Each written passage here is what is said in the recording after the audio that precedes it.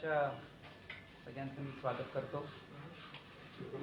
तसं आपल्याला माहिती आहे, काल मुंबईमध्ये विरोधी पक्षनेते माननीय देवेंद्र फडणवीस साहेब आणि प्रदेशाध्यक्ष माननीय चंद्रकांत दादा यांच्या अध्यक्षतेखाली राज्याचे भारतीय जनता पार्टीचे काय मराठा समाज नेत्यांचं नारायण राणे साहेब असतील, हर्षवर्धन पाटील, त्याचं काल एक ब्रीफ चंद्रकांत दादांनी मीडियाला दिला। त्या अनुषंगाने एक 2-3 विषय त्याच्यावर चर्चा झाली। तो एक भाग आणि पुढचा एक भाग मी दुसरा मुद्दा मांडतोय महत्त्वाचा, की एक रिटायर्ड चीफ जस्टिसच्या अध्यक्षतेखाली एक समिती स्थापन करून लीगल ऑप्शन्स जे आहेत त्याच्यावर डिटेल मी प्रेस कॉन्फरन्समध्ये पण बोललो होतो, की लीगल ऑप्शन्स करून ती रिपोर्ट तयार करून राज्यपालांना आणि मुख्यमंत्र्यांना पाठवावं। त्याच्यावर त्या लीगल मुद्द्यांवर त्यांना पूर्णपणे ब्रीफ करणं, सगळ्या कार्यकर्त्यांना ब्रीफ करणं, मागच्या सरकारमध्ये आपण काय भूमिका घेतली होती आणि आता सरकारने काय भूमिका घेतली, जसं मी प्रेस कॉन्फरन्स घेतली या गोष्टींचं ब्रीफ करणं। आता मी दुसऱ्या मुद्द्यावर येतो, ज्यासाठी मी प्रामुख्याने आजची ही प्रेस बोलवली। मी आता आपल्याला संबोधित करताना आज मी पक्षाचा झेंडा बाजूला ठेवून शाहू महाराजांचं जनक घराणं म्हणून, मराठा म्हणून आज मी मराठा समाजाच्या सगळ्या युवकांना, सर्व आमचे संबंधित लोकांना, सगळ्या रणरागिणींना मी आज संबोधित करतो।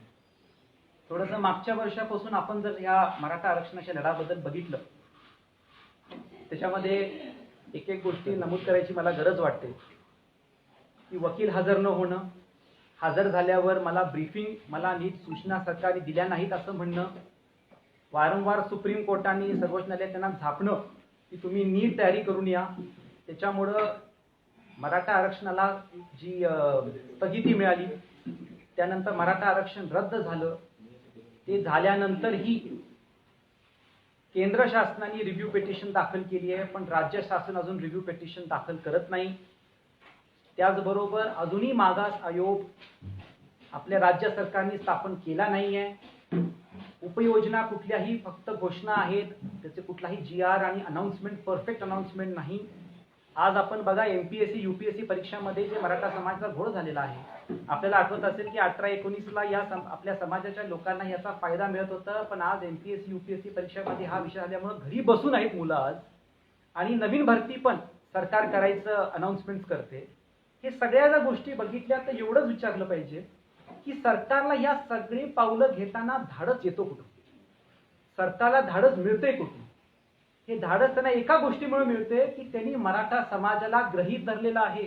मराठा समाज कुठं जातो, काय करणार, काही करू शकत नाही, आम्ही कुठली पण हलगर्जीपणाची पावलं घेतली तर मराठा समाज काहीच करू शकत नाही। हे मी बोलताना परत म्हणतो, पक्षाचा झेंडा मी बाजूला ठेवलाय। आज एक मराठा म्हणून मी हे आपल्या सगळ्यांना संबोधित करतोय, आणि काही सर्वप्रथम एक मराठा म्हणून माझ्या पंजोबा छत्रपती राष्ट्रपती शाहू महाराजांनी जे आरक्षणाचे जनक आहेत म्हणून मी थेट एक मराठा म्हणून सरकारला प्रश्न विचारतो, आम्ही काय भीक मागतोय का तुम्हाला? आम्ही काय खैरात मागतोय का तुम्हाला? आमचा अधिकार आहे, आमचा हक्क आहे, आणि जे आम्हाला मिळालं होतं ती गोष्ट तुम्ही आज घालून घेतली आहे आणि पुढचे काहीच पावलं घेत नाही। आणि त्याच्यामुळे काय झाले की सरकारला वाटते काही केलं चालतंय। आणि त्यामुळे आता मी सगळ्यांना आवाहन करतो की मराठा काय आहे, आपली ताकद काय आहे, यासाठी आता सगळा मराठा समाज एकत्र आलाच पाहिजे। याच्यामध्ये सर्वप्रथम जसं मागच्या वेळी एक मराठा लाख मराठा म्हणून जे क्रांती मोर्चा उभा झाले, त्याच्यात सगळं कौतुकची बाब आहे की 58 मोर्चे झाले, पण त्याचं नेतृत्व मराठा समाजानेच केलं। मी नेतृत्व करायची गरज नाही, कोणी नेतृत्व करायची गरज नाही, मराठा समाजानेच मराठा समाजाचं नेतृत्व केलं पाहिजे। आणि आता ती वेळ आलेली आहे की आपण सगळ्यांनी एकत्र आलं पाहिजे आणि एकत्र येऊन आपल्याला हा लढा उभा केला पाहिजे। आणि याच्यासाठी एक मराठा लाख मराठा आणि मराठा क्रांती मोर्चाची ठिणगी लॉकडाऊन नंतर, लॉकडाऊन संपल्यानंतर याची ठिणगी कोल्हापूर जिल्ह्यातूनच पेटली पाहिजे। मी आज या निमित्ताने सगळ्यांना एवढं नमूद करतो की मी पूर्ण पश्चिम महाराष्ट्र आणि जिल्ह्यामध्ये फिरणार आहे, लोकांशी संपर्क साधणार आहे। मराठा समाजाच्या वेगवेगळ्या संघटना असतील, त्यांचे पदाधिकारी असतील, जे युवक आज मोठ्या प्रमाणामध्ये बेरोजगार होऊन घरी बसलेले आहेत, ज्यांचा हक वंचित झालेला आहे, त्यांच्यावर संपर्क करणं, वैयक्तिक संघटना असतील, रणरागिणी असतील, ह्या सगळ्यांना एक कोऑर्डिनेशन करून एकत्रित करायचं। कोणाच्या घरी कोणाकडे जावं लागत असेल तर मी जायला तयार आहे, पण ह्या सगळ्यांना एकत्रित करून येत्या काळामध्ये लॉकडाऊन नंतर आपल्याला एक मराठा लाख मराठा आणि मराठा समाजाची ताकद काय आहे ही सरकारला दाखवून दिली पाहिजे. मागच्या सरकारमध्ये पण 58 मोर्चे काढले म्हणून आपल्याला आपलं आरक्षण मिळालं. त्यावेळीही सामान्य मराठा म्हणून मी तेव्हा मराठा क्रांती मोर्चामध्ये सहभागी होतो. आपण पहिले मराठा आहोत आणि नंतर पक्षाचे पदाधिकारी आहोत आणि त्याप्रमाणे आपण सगळ्यांनी एकत्र आलं पाहिजे. त्यासाठी मी सगळ्यांना आवाहन करतो की आपण एकत्र येऊ आणि मी तुम्हाला सांगतो की ही पुढची पावलं सरकारला आपण घ्यायला लावायला पाहिजे. लॉकडाऊन नंतर ह्या गाठीभेटी मी घेणार आहे. मी आता लॉकडाऊनच्या काळामध्ये पण व्हिडिओ कॉन्फरन्सिंग करणार आहे आणि मी सांगतो जर आम्हाला आमचा मराठा आरक्षण मिळत नसेल आणि ही पुढची पावलं जी मी उल्लेख केल्या सरकार घेत नसेल तर सरकारच्या मानेवर बसून त्यांच्या अहंकाराला गुडघ्यावर टेकून आपण ह्या पुढच्या योजना आणल्या पाहिजेत. आपल्याला हे आपल्यापेक्षा येत्याच्या भविष्य काळामध्ये पुढच्या पिढीला आपण इतर काय देऊ. जे आरक्षण मिळालं होतं ते रद्द झालं आणि आपल्या युवकांना भविष्य काय. आणि त्यामुळे मी निर्णय घेतलाय की सगळ्यांना आपण एकत्र करू.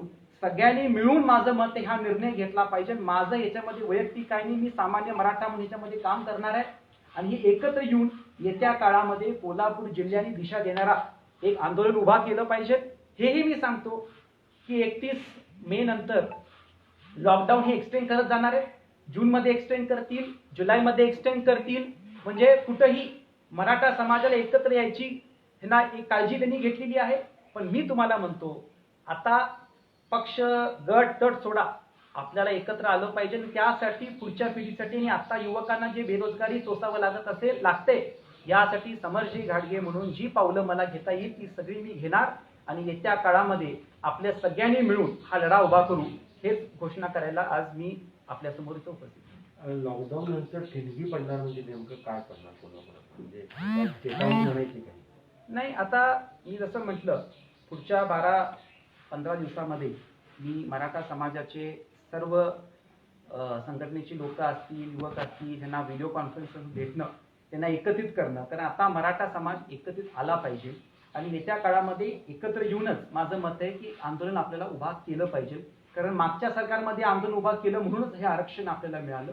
ते आता केल्याशिवाय सरकार पुढची पावलं घ्यायला कुठलंही कारवाई करत नाही. काल दोन्ही बैठका एकदम झाल्या. तुमची भाजपची झाली, मंत्री समितीची पण झाली. बरोबर. त्यानंतर अशोक चव्हाण असं बोलताना म्हणाले की आता आंदोलन वगैरे आवश्यक आहेच, त्या दुमत नाही. पण काल अशोक चव्हाण असं म्हणाले की भाजपला मराठा समाजाला आरक्षण द्यायचं नाही आहे म्हणून ही समिती स्थापन करण्याऐवजी आंदोलनाला फूस देण्यासाठी ही समिती स्थापन झालेली आहे किंवा भाजप त्यासाठी एक प्रयत्न करत आहे मराठा समाजाला पेटवायसाठी, आंदोलनासाठी, आरक्षणासाठी नव्हे. विषय असा आहे की 1.25 वर्षापासून जे मी आता तुम्हाला जे ऑर्डर सांगितली की 1.25 वर्षापासून तुम्ही बघायला लागलाय. आम्हाला पेटवायचं असतं तर मागच्या वर्षीच पेटवलं असतं. कारण जेव्हा वकील पहिला हजर होत नाही. परत ही जी काल मीटिंग झाली, मी का अशोक चव्हाण व्यक्ती बोलले सरकारला म्हणतो तुमच्या आता मराठा आरक्षण झाल्यापासून किती मिटिंगा झाल्या आहेत. परत ह्या सगळ्या मिटिंगामध्ये एक पाऊल तुम्ही घेतलं का की मागास आयोग स्थापन केले का, त्याचा पाऊल तुम्ही घेतलाय का, रिव्ह्यू पिटिशनचं तुम्ही दाखल करायचा काय निर्णय घेतलाय का, उपयोजना करायचं की या काळामध्ये मराठा समाजाला काय, या 3 मुद्द्यावरती काय बोललेत का. फक्त आरोप प्रत्यारोप राजकारण करते कोण. माझं म्हणणं तेच करायला